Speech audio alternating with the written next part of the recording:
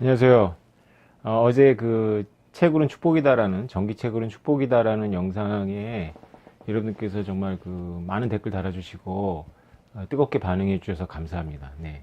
우리 모두 알아야 될 건데 참 그 생각해 보면 상식적인 건데 정말 반대로 알려진 것이 채굴입니다. 채굴에 관련돼서는 정말 많은 것들이 그냥 다 오해 덩어리라고 생각하시면 돼요. 어, 어제 영상에서 사실은 제가 그 내용에서 얘기를 했어야 되는데 제가 앞부분에서 그 채굴기를 돌렸다고 얘기했잖아요. 그 이야기를 한 이유는 뭐냐면 여러 의미가 있는데 사실 여러분들한테 이 비트코인에 대해서 말하는 많은 사람들은 한 번도 직접 뭘 해본 적이 없는 사람들이에요. 근데 그걸 가지고 제가 야, 넌 한 번도 그거 해보지도 않고 이렇다는 뜻은 아니고 거기서 뭔가 모르게 그 하자들이 있어요. 중국이 어떻게 이렇게 비트코인 채굴을 막을 수 있을까요? 비트코인 채굴은요, 결론부터 말씀드릴게요.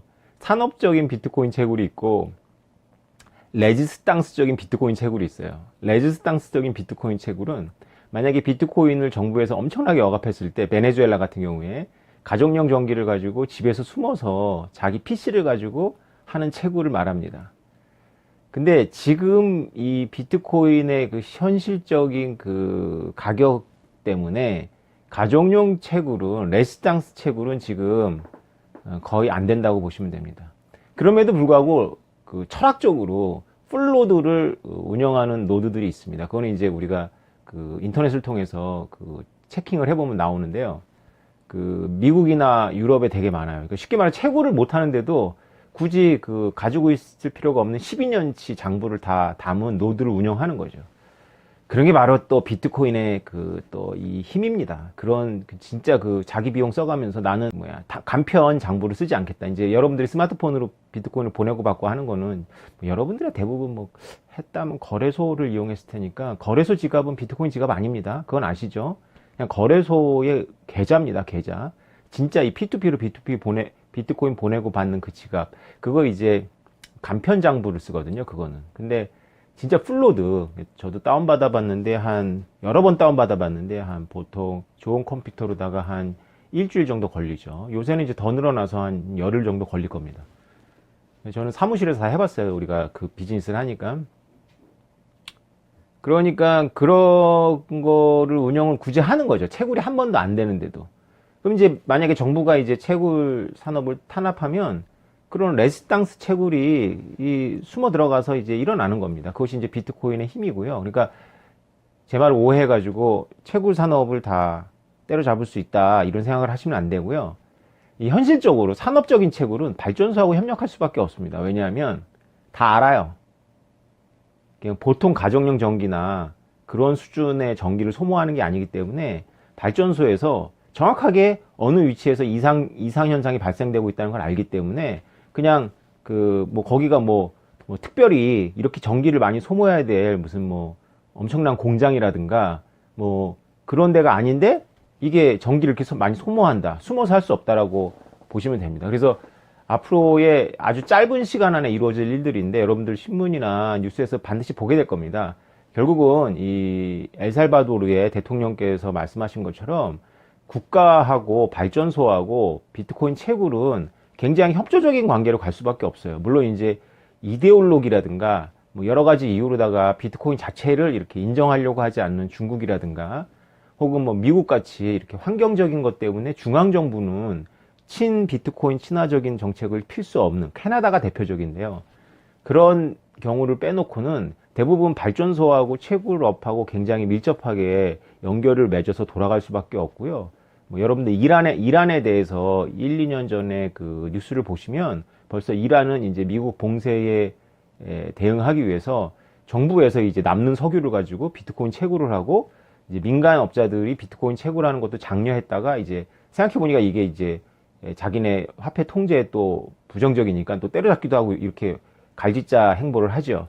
근데 결국은 발전소가 채굴에 굉장히 적극적으로 그 관여할 수밖에 없고 채굴업하고 발전소는 발전소가 채굴업을 하지 않더라도 그 채굴업자는 발전소하고 특약을 맺고 할 수밖에 없기 때문에 어쨌건 여러분들이 걱정하는 그런 일은 일어나지 않고요. 예를 들어서 피크타임에 엄청나게 채굴을 도둑전기를 사용해가지고 채굴을 한다거나 민간 가정용에서 채굴을 한다거나 이런 일은 현실적이지 않습니다.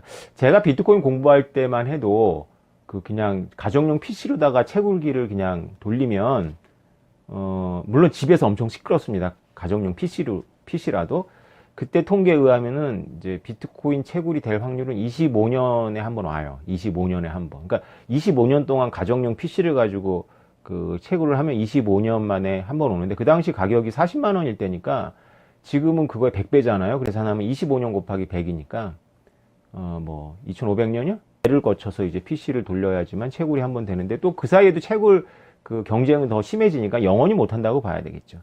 그럼에도 불구하고 오해하지 마셔야 되는 게 그러면 산업적 채굴은 다 노출이 되니까 비트코인이 허약한 것이 아니냐라고 생각할 수 있는데 그렇게 탄압을 하면 또 그 다시 가정용 채굴, 그 레지스탕스적인 채굴이 또 이렇게 유지를 합니다. 그리고 전 세계가 한꺼번에 채굴 산업을 다 때려잡겠다라는 그 전제 자체가 그 사고 실험으로는 할 수 있는데요. 여러분 그건 여러분들이 좀 판단을 하십시오. 자, 채굴은 너무 중요한 현상이기 때문에 또 너무 많은 오해들을 하고 있기 때문에 또 한 번도 채굴기 돌려본 적도 없는 사람들이 짓거리는 말들이 너무 많기 때문에 제가 할 역할이 많고요. 앞으로도 꾸준히 말씀을 드려야 되는데 예를 들어서 중국이 채굴 파워를 장악했다라든가 지배한다거나 하는 것들도 다 사실은 황당한 이야기입니다. 채굴은 풀을 통해서 이루어지고요. 그것은 사토시 나카모토가 예견했던 거고 채굴 풀이라는 건 그렇게 권한이 없어요. 그러니까 우리가 통계를 통해서 사람들이 얘기하는 중국의 채굴 독점이라는 건 제 책에도 썼지만 70% 80% 나온다는 건 뭘 보고 하는 거냐면 중국에서 시작한 채굴 풀이 그만큼의 파워를 갖고 있고 한 4-5개가 돌아가면서 채굴을 성공시키는데 그거는 여러분들이 이미지에서 보는 채굴기 쫙 들어가 있는 그 공장이 채굴 공장이 그만큼의 그 그 정도의 그 시장 지배를 갖고 있다는 뜻이 아니고요. 그런 것들이 수없이 많이 모여가지고 그 하나의 채굴풀을 이루는데 저도 채굴을 해봤다 그랬지 않았습니까? 그러니까 채굴풀 운영 시스템까지도 저희가 짜봤었는데 비트코인이 아니라 저희 로컬 블록체인을 위해서 채굴풀이라는 게 그냥 IP 넣는 겁니다. 그래서 내 난수표를 이 채굴풀에 보낼까, 뭐 A라는 데 보낼까, B라는 데 보낼까 해가지고 난수표를 보내는 IP를 넣는 거기 때문에 이 채굴풀의 헤드쿼터가 다른 마음을 먹고 뭐 이 시스템을 파괴하겠다, 뭐 51% 공격을 하겠다라고 하면 그 다음 순간 바로 내가 IP를 옮기는데 시간이 10분도 안 걸립니다. IP 옮기면 이제 다른 채굴풀에 IP가 가는 거죠. 그래서 그거는 정말 채굴과 관련해 가지고는 사람들이 너무 직관적이지가 않으니까 정말 너무 많은 오해들을 그냥 막 쏟아내고 그것을 여러 사람이 이렇게 반복하면 그것이 마치 진리인 양 이렇게 굳어진 것들이 너무 많아서 여러분들이 좀 기다려 달라. 예, 제가 하나씩 풀어가는데 이게 속도가 있으니까 그 어제 찍은 영상은 그 나름대로 완결되어 있다라고 생각하시면 됩니다. 제가 되게 그 경제학의 원리에서도 굉장히 최소한의 것들을 가지고 설명을 드린 거고 여러분들이 거기서 뭐 여러 생각이 뻗어나갈 수 있고 뭐 가격이 무한히 오른다거나 수요가 계속 증가한다거나 뭐 이런 생각을 계속 하실 수 있는데 뭐 하시는 건 좋은데 어제 이야기는 어제 이야기 안에서 나름대로 상식과 경제학 원리와 그다음 채굴 경험을 가지고 깔끔하게 정리를 한 것이니까 그거 자체로 그냥 그렇다라고 생각하시면 되고요. 그 이후에도 계속 이제 그 논리를 추가해야 됩니다. 지인들이 유튜브 찍으라고 계속 저를 이렇게 설득했는데 제가 계속 이렇게 거절하고 있었어요. 왜냐하면 뭐 7년 동안 주변 사람들한테 욕먹는 것도 충분하지 뭐 내가 이렇게 유튜브까지 찍어가면서 불특정 다수한테 그렇게 욕을 먹고 조롱당하고 이젠 별로 그러고 싶지 않다라는 생각이 컸고요. 그 다음에 유튜브가 잘 될 거라고 보지 않았고 뭐 그리고 귀찮았고 그리고 안 해도 되고 그런 이유 때문에 미루고 있었어요. 미루고 있는데 이게 가격이 폭락하면서 제가 생각을 좀 바꿨는데 저를 설득하신 분들의 논리와는 무관하게 제 마음속에서는 몇 가지 이유들 중에 2가지 정도가 이제 떠올랐어요. 첫 번째는 굉장히 좋은 의미로 굉장히 이렇게 이타적인 명분이라고 할 수 있죠. 저를 설득한 명분은 제가 올해 1월엔가 비트코인이 4천만 원이 딱 넘어가면서부터 제 주변 지인들한테 한 말이 있어요. 이제 서민들, 중산층들은 비트코인 못 갖는다. 못 산다. 누가 이거 4천만 원 넘는 거에 이렇게 이 가격도 이렇게 지랄 같은데 이렇게 도박을 할 수 있겠냐. 못 한다, 이제. 이건 이제 부자들의 게임이다. 뭐 이런 생각을 했었는데 비트코인이 다시 4천만 원이면 내려오더라고요. 뭐 좋은 일인지 나쁜 일인지 모르겠지만 내려와서 제 마음에 이게 비트코인이 사실은 굉장히 그 서민들을 위한 건데 경제적으로 좀 이렇게 어렵거나 경제적으로 이렇게 앞으로 10년 후, 20년 후에도 별로 이렇게 별반 달라질 게 없을 것 같은 그런 경제 활동을 하시는 분들에게 이게 희망을 주는 건데 문제는 이분들이 100% 알트코인으로 간다는 거죠. 사실 부자들은 1000배 되고 100배 되는 거에 별 관심이 없어요. 부자들은 낮은 확률로 5%, 10%의 확률로 1000배 되는 거 관심을 전혀 갖지 않습니다. 부자들은 뭐 특이한 분들 빼놓고요. 부자들은 높은 확률로 2배 되는 거, 높은 확률로 30% 증가하는 거, 높은 확률로 뭐 한 5배 되는 거, 뭐 장기적으로 봤을 때 이런 거에 관심을 갖습니다. 그래서 부자들은 비트코인에 관심을 가질 수밖에 없어요. 이제 어느 정도 검증이 됐고 떨어지더라도 비트코인은 굉장히 그 여러 가지 이유로다가 그 지지가 많이 되잖아요. 다른 알트코인하고 그 부분이 다르죠. 이더리움하고도 차이가 나요. 그 부분이 아직도. 그런데 이 서민들은 인생 역전을 꿈꾸잖아요. 그래서 한 번에 크게 이렇게 해야 되고 비트코인 너무 비싸고 올라봐야 10배밖에 안 되는데 내가 100만 원을 열심히 넣어봐야 1000만 원 가지고 인생 안 바뀌고 뭐 이런 생각 하거든요. 그래서 100% 이건 뭐 99%가 아니라요.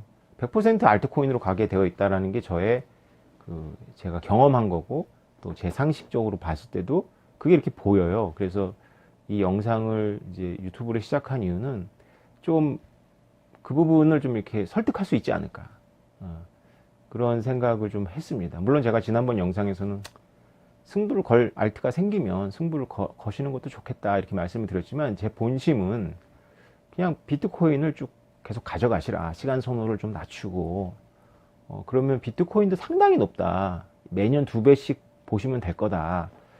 앞으로 10년은 그렇게 갈 거다라고 이제 제가 말씀을 그건 추측이죠. 이제 그렇지만 뭐 거의 이렇게 마음이 가는 추측이라고 할까요? 그렇게 말씀드리는 건데 안타까운 일들이 많이 발생하니까 그것이 이제 저의 이 유튜브를 시작한 취지고 그래서 제가 이제 엘리트들이 비트코인에 대해서 함부로 얘기하고 이런 거를 용서를 잘 못하는 거예요.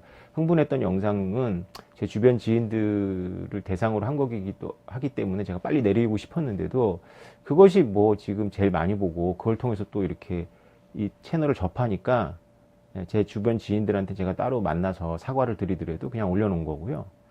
어쨌건 제 본심이기도 하죠. 그게 사실은 되게 답답합니다. 이렇게 공부 안 하고 이 주변에 영향을 미치는 엘리트 지식인들이 지금 함부로 말하는 것은 좀 입을 닫게는 만들어야 되겠다 라는 생각은 드는데 그 이유는 이제 비트코인이 정말로 친구가 될 수 있는 분들 이렇게 굳이 지금 비트코인이 아니어도 앞으로도 이렇게 뭐 연금도 있고 굉장히 이렇게 유복한 삶이 이렇게 보장되신 분들은 꼭 비트코인이 아니어도 그분들은 그냥 알트 하시면 돼요. 그분들은 그냥 알트 하세요. 뭐 좀 모험도 하시고 인생 그렇게 너무 뻔하잖아요. 좀 이렇게 확 망해도 보시고 농담입니다.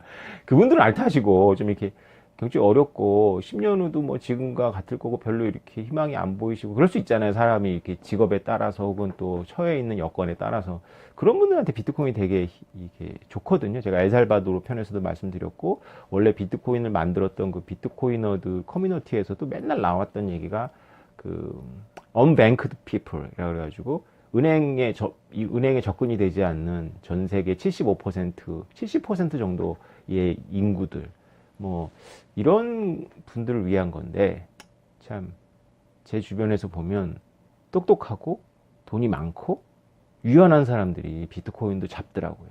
네, 똑똑하고 유연하고 돈이 많고 이 세 가지 중에 하나가 안 돼도 비트코인하고 멀어져요. 물론 이제 제 주변 지인들 중에는 제가 저하고 너무 특별한 관계이기 때문에 제가 끝없이 설득한 분들이 있지만 대충 그럼에도 불구하고 똑똑하고 유연하고 유복하고 이런 분들이 비트코인도 뭐 한번 사보지 뭐. 오템이 저렇게 얘기하는데 이렇게 샀다가 시간이 지나서 대박이 나고 뭐 이런 경우가 많아요. 쉽게 그렇게 되고. 근데 이제 이 세 가지 중에 하나라도 빠지면 어렵죠. 하여튼 이게 저의 이 채널을 유지하는 좋은 뜻이고요. 이제 저의 이기적인 욕구는 뭐냐면 전화 받기 싫어서. 제 주변에 이제 저 때문에 비트코인 투자한 분들이 있는데 이분들이 이제 본인들이 비트코이너라고 생각하고 이제 가격이 올라갈 거나 가격이 안정될 때는 이제 믿음이 확고하죠. 근데 가격이 폭락할 때는 여지없이 불안합니다. 이분들도. 모든 그 지식과 확신과 믿음 다 없어지고 이제 저한테 전화를 하는 거죠. 그럼에도 불구하고 저한테 전화를 한다는 거는 팔고 싶지 않으니까. 그리고 전화하면 제가 뭐 별로 친절하지 않거든요. 일단 욕을 해줘요. 아씨, 또 왜 그러냐고 하면서 이제 또 저의 성격상 1시간 얘기를 해주죠. 그러니까 제 지인들이 저의 그 성품을 알고 이제 1시간 오태민이 얘기한다. 그거 알고 욕 좀 먹을 각오하고 저한테 이제 필요할 때는 전화를 합니다. 근데 저 입장에서는 그 전화가 석가탄신일 같은 경우에 폭락했잖아요. 한 4-5통을 받아놓으면 6시간 막 이렇게 떠들고 나니까 나중에 저녁에는 막 머리가 지근지근 아픈 거예요. 그래가지고 나도 사실 힘든데 떨어지면 나도 힘들잖아요. 비트코인이 떨어지면 저는 사람 취급을 못 받아요. 밖에 나가서. 비트코인 올라가면 막 와 천재다 막 이런 눈빛으로 저를 보는데 비트코인 떨어지면 와 저 또라이 새끼 뭐 이런 눈빛이 전 막 느껴지거든요. 근데 비트코인은 1년 365일 중에 한 60일 괜찮고요. 5일은 아주 좋고요. 300일은 안 좋아요. 그러니까 저는 이제 7년 동안 이게 뭐 사람 취급 못 받고 돌아다닌 적이 되게 많은 거죠.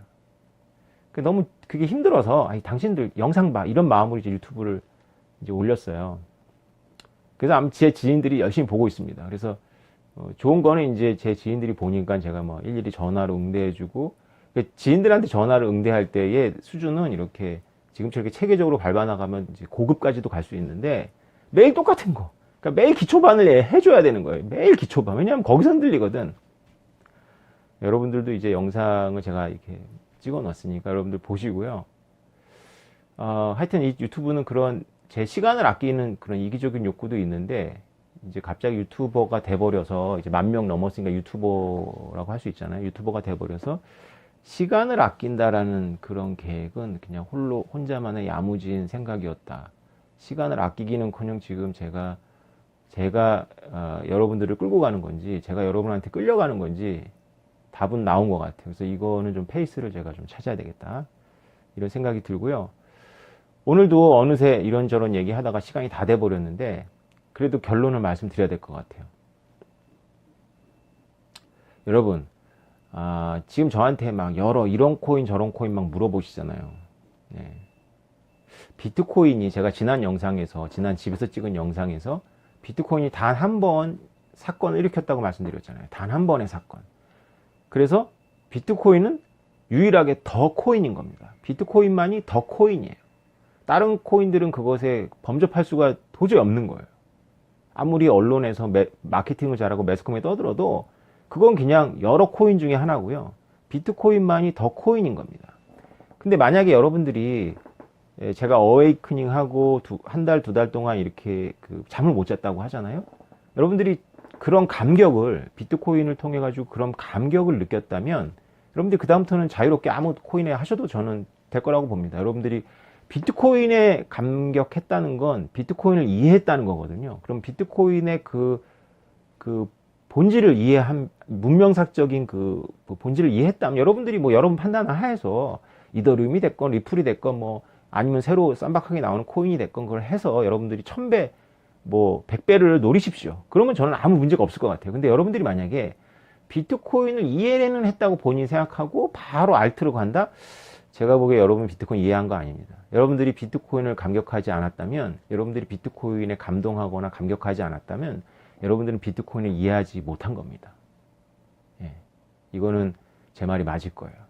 그래서 저의 이 지혜족보 책도 그렇고 이 채널은 여러분들이 정말 비트코인에 충분히 감격하도록 하기 위해서 제가 좀 도우려고 한 건데요. 얼마나 감동스럽습니까? 비트코인을 가지고 뭐 여러분 사고 실험이 되게 많이 되겠죠. 그러나 일단은 감격이 먼저다.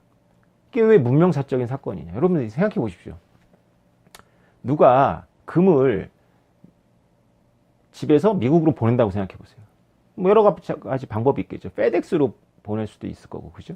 가지고 직접 딜리버리 할 수도 있을 텐데, 세관에 걸리고 이런 거는 다 일단, 예, 부차적인 문제니까 놔둡시다. 근데 뭐 페덱스로 보내건 직접 가지고 가건 시간이 걸리잖아요. 그래서 인간은 어떤 방법을 만들어냈냐면, 실제 금이 가는 것이 아니라 금 계좌를 만들어서 금은 어디다가 믿을 수 있는 데다가 이렇게 수탁을 해놓고 금 계좌를 보내는 방법이 있겠죠. 이것이 이제 우리가 알고 있는 금융이죠. 그런데 여러분 생각해 보세요. 만약에 물리학자들이 그 어떤 특수한 장치를 만들어서 금을 이 뭐라 그럴까요? 분자 단위로 이렇게 분해하는 거죠. 그래서 그 분자 단위로 분해한 금을 정기적 신호로 보내는 거죠. 미국까지. 미국까지 정기적 신호로 간 금이 거기서 다시 금으로 재조합을 하는 겁니다. 여기 있는 금은 없어지고 거기서 금이 딱 만들어지는 거죠. 이거 엄청난 사건 아닙니까? 뭐 이거는 단지 금을 보낼 수 있는 것만이 아니라 생물은 모르겠지만 무생물을 이렇게 전자적으로 보낼 수 있는 거니까 어마어마한 사건의 시작이겠죠. 뭐 그런 부분도 또 차치하더라도 금을 이렇게 직접 어떤 수탁해 놓지 않은 상태에서 금 자체를 보낸다면 그건 혁명이라고 여러분들이 보시겠죠. 뭐 그게 어떤 금융의 어떤 혁신을 일으킬지에 대해서는 여러분들의 지식과 금융에 대한 이해에 따라서 지금 막 생각이 나건 안 나건 차이는 있겠지만 어쨌건 이게 엄청난 일의 시작이라는 생각은 들죠. 마찬가지입니다. 비트코인은요, 금을 직접 보내는 거와 똑같은 비슷한 그런 금융혁신의 시발점입니다. 잘 생각해 보십시오. 한국은행 국장님은 비트코인이 빈 그릇이라고 말씀하셨잖아요. 근데 그 빈 그릇이 아무것도 안 담겨 있는 것 같은데 그 자체가 가치물인데 그 가치물이 전파를 타고 간다. 빛의 속도로 간다는 거죠. 금을 수탁업자한테 맡겨놓고 금 계좌를 보내면 비슷해 보이죠. 근데 그 수탁업자가 갖고 있는 금을 이 사람이 돌려줄 것인지를 믿어야 되고 그 사람이 정부에 의해 가지고 동결되지 않을 것을 믿어야 되는데 정말 믿음이 많이 필요한데 금 자체를 이렇게 전파를 태워서 보낸다? 예. 비트코인이 바로 그 일을 한 겁니다. 1달러를 넣으면서 게임이 바뀐 거죠. 게임이잖아요. 그러니까 판이 바뀐 겁니다. 여러분 모르실 때.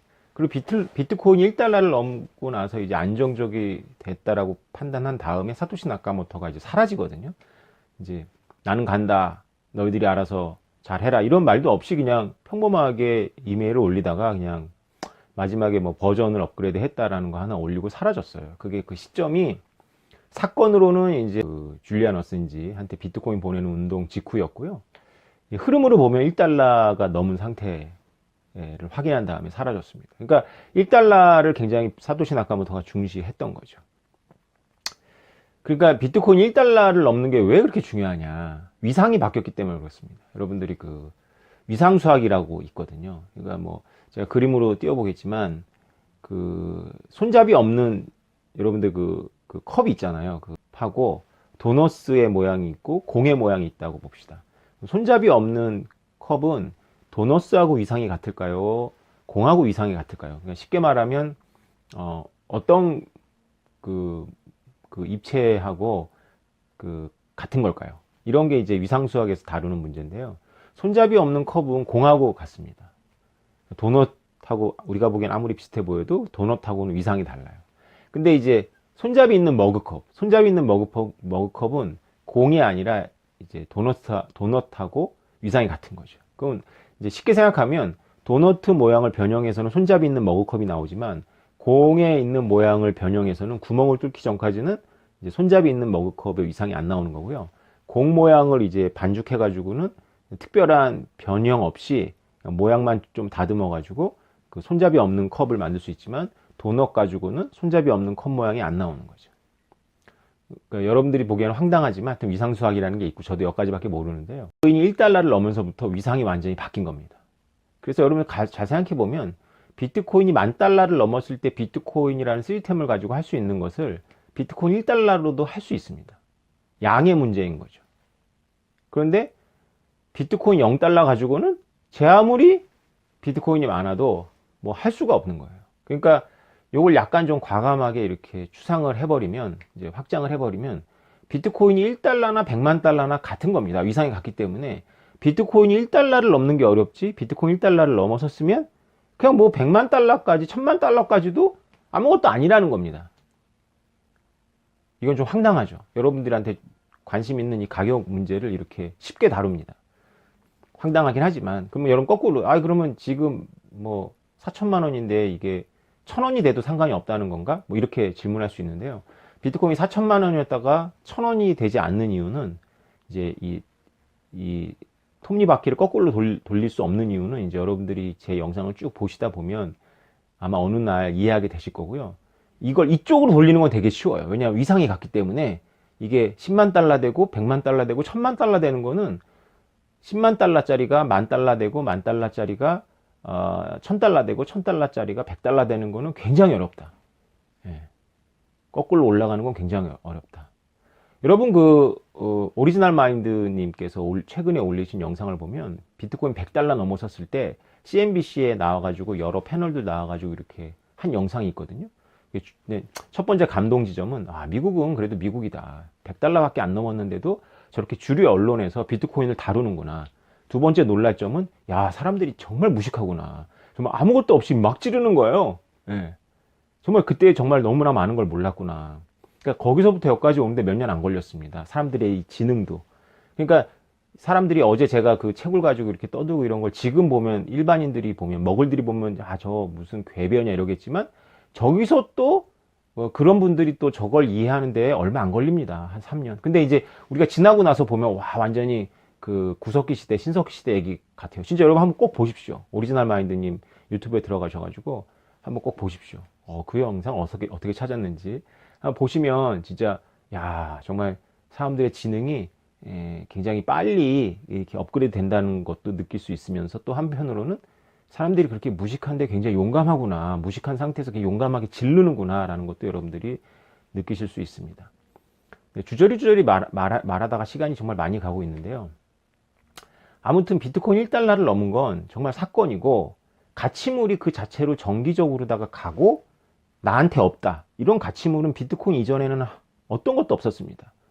그죠? 내가 이렇게 보내는데 그 자체가 가치물이에요. 어떤 거에 보증이 아니라 가치물이 갔는데 나한테 없는 거야. 이건 금을 양자 혹은 원자 입자기를 통해 가지고 송출한 것과 똑같은 거죠. 거기서 금이 재조합되는 거죠. 그죠? 이런 게 있어요. 음악도 가치물인 전자지만 내가 보내면 나한테 남잖아요. 그죠? 복사본을 보내는 거잖아요. 그죠? 근데 보내고 나한테 없어져야 되고 사물 같은 거죠. 전자인데 사물 같은 건데 사물같이 행동하는 거죠. 그리고 보낼 수 있어요. 보낼 땐 또 빛의 속도로 갑니다. 인류가 이걸 만들어낸 거예요. 어마어마하죠. 그래서 비트코인은 더 코인이라고 불러야 되는 거예요. 나머지는 그냥 어코인인 겁니다. 그러니까 여러분들이 어코인을 어떤 어코인이 좋아요? 라고 저한테 물어보시는데 저는 지금 여기서 더 코인을 얘기하고 있는 거거든요. 근데 여러분들이 비트코인에 감격을 하셨습니까? 감격을 충분히 하셔야 됩니다. 그래야 여러분들이 충분히 이해한 게 되는 거죠. 그럼 비트코인의 그 시스템을 이해하는 것도 중요하지만 문명사적인 의미를 이해하셔야 돼요. 비트코인 1달러를 넘었다는 거. 가치물을 보내는데 그것이 직접 간다는 거. 여러분 잘 생각해 보십시오. 인류가 여태까지 그런 걸 만든 적이 없습니다. 이제 비트코인으로부터 그게 시작을 하는 거죠. 여러분들 택배와 송금은 다르잖아요. 택배는 내가 그 미국에 있는 내 딸한테 진짜로 내가 담근 김치를 보내면 그 김치가 가야지 그걸 뭐 택배 업체가 비슷한 거라 그래가지고 종갓집 김치로 바꿔가지고 전달하면 여러분들이 가만히 있겠습니까? 근데 돈은 직접 가는 게 아니잖아요. 그죠? 환치기 모델에 의해 가지고 내가 준 돈이 가는 건 아니고 내가 준 신용이 가는 거죠. 거기서 이렇게 따로 전달이 되잖아요. 비트코인은 직접 가거든요. 그러니까 여러분들 비트코인 수수료 비싸다 이러는데 그것도 약간의 상당히 과장된 거지만 어쨌건 그건 나중에 하기로 하고요. 비트코인은 직접 가는데 그럼 비트코인도 나중에는 직접 안 가겠네요. 그렇죠. 비트코인도 직접 안 가고 비트코인을 담보로 해가지고 간접적으로 신용이 갈 수 있겠죠. 그것이 바로 여러분들이 쉽게 생각하면 그게 레이어 구조입니다. 그래서 그 방법을 비트코인이라는 걸 놔두고 비트코인의 어떤 보증하는 또 다른 징표가 가냐 이런 문제거든요. 근데 지금 비트코인은 P2P 상태에선 직접 가요. 그 자체가 가는 거죠. 근데 그렇게 꼭 갈 필요가 없는 거예요. 인간은 신용이 있기 때문에. 그래서 비트코인의 그 속도라는 것도 신용카드를 못 따라간다고 그러는데 신용카드가 간접적으로 송금하는 거잖아요. 그죠? 간접적인 신용이잖아요. 그러니까 신용카드가 이렇게 빠른 이유는 사실은 그 기술이 좋아서라기보다는 어마어마한 신용카드 회사가 그걸 보증하기 때문 아닙니까? 그러면 비트코인은 그 자체가 가능 성격도 있고 그 자체를 믿을 수도 있는데 그런 신용 시스템하고 결합이 되면 비트코인이야말로 제일 빠르겠죠. 그죠? 그러니까 비트코인은 현금은, 종이 현금은 스스로 걸어 다니지 못하잖아요. 스스로 이렇게 뭐 내가 종이 비행기 만들어서 날려봐야 얼마 가지도 못하고 안전하지도 않은데 비트코인은 그 자체가 간다니까요. 그 종이돈하고 게임이 안 돼요. 근데 비트코인은 종이돈에 대응하는 개념인데 비트코인을 가지고 신용 시스템 전체가 동원된 신용카드랑 비교한단 말이죠. 이게 말이 됩니까? 그럼 비트코인은 그 신용 시스템하고 결합 안 한대요? 결합하는 방법이 두 가지가 있어요. 하나는 뭐냐면은 믿을 수 있는 제3자의 도움 없이 결합하는 거. 그것도 연구하고 있고 그것도 수학적으로 많은 부분이 증명이 됐죠. 그것도 어마어마한데 저는 경영경제를 공부했다고 제가 강조하는데 그래서 머리가 좀 이런 부분에서 유연합니다. 그렇게 강박이 없어요. 그것도 좋고 신용카드를 떠받치고 있는 신용 시스템하고 결합하는 거는 왜 안 돼? Why not? 그러면 엄청나게 빨라지겠죠? 어떤 불편도 못 느낄 겁니다. 됐습니다. 그래서 제가 이제 여러분들한테 계속 강조하는 게 금융권하고 비트코인하고 어떤 결합 정도를 이제 여러분들한테 이렇게 자꾸 강조하는 거죠. 그러니까 비트코인 맥시멀리스트 혹은 비트코인 코어는 금융권하고 비트코인이 결합하는 것을 이렇게 타락이라고 좀 보는 경향이 있어요. 아, 뭐 비트코인이 타락했다. 그러면 안 된다. 비트코인은 원래 철학대로 이렇게 분산 시스템에서 이렇게 움직여야 된다. 이런 관점에서 보면 타락이죠. 근데 저는 그렇게 보지 않아요. 예, 결국 비트코인은 인류를 바꿀 기술이고 모든 인류에게 영향을 미칠 건데 지금 사람들이 혼미해가지고 오해를 하고 있지만 어쨌건 그 비트코인의 본질은 아까 처음에 말씀드렸던 그 레지스탄스 그 채굴처럼 본성은 남아 있는 거예요. 그런데 실제로 지금 돌아가는 건 산업화된 채굴이거든요. 산업화된 채굴은 노출이 됩니다. 소음 때문에 노출이 되고 전기를 엄청 잡아먹기 때문에 노출이 됩니다. 다시 말해서 대중들이 일반적으로 사용하는 비트코인은 노출이 돼요. 그래서 어떤 형식으로 간에 정부랑 같이 갈 수밖에 없어요. 그런데 정부가 삐끗 잘못해서 판단을 잘못해가지고 이거를 없애겠다고 하면 또 안 없어지는 거죠. 그러면 또 쫙 밑바닥, 정말 비트코인의 근성으로 쫙 또 나오는 거죠. 인터넷하고 굉장히 닮았죠. 인터넷의 그 TCP/IP하고 지금 게임하는 그런 사용하면서 실시간 스트리밍하고 이게 전혀 다른 거거든요. 다른 시스템인데 같이 있죠. 인터넷에. 비슷한 겁니다. 이걸 레이어 구조라고 하는데 중층적 구조라고 합니다. 그래서 여러분들이 비트코인의 제 강의를 들으면서 정말 수없이 많은 질문들이 쏟아져 나오는데 이게 언어를 따라가면 모순에 빠집니다. 그러니까 진짜 원리를 이해하시고 여러분들이 감격을 하셔야 돼요. 네. 오늘 또 제 이야기를 못했네요. 네. 참 언제 하게 될지 잘 모르겠는데요. 제가 어떻게 이 깨달음을 얻고 돈을 못 벌었는지 이야기는 또 언제 모를 다음 편에서 또 시도해 보도록 하고요. 어제 영상에 대한 여러분들의 질문들이 많아서 제가 이렇게 답하다 보니까 오늘 이렇게 제목을 뭘로 달아야 될지 모르는 영상을 찍게 됐습니다. 저 또 나가서 사업을 하고 먹을들을 만나고 다녀야 됩니다. 네, 여러분 오늘 하루 좋은 하루 보내십시오. 감사합니다.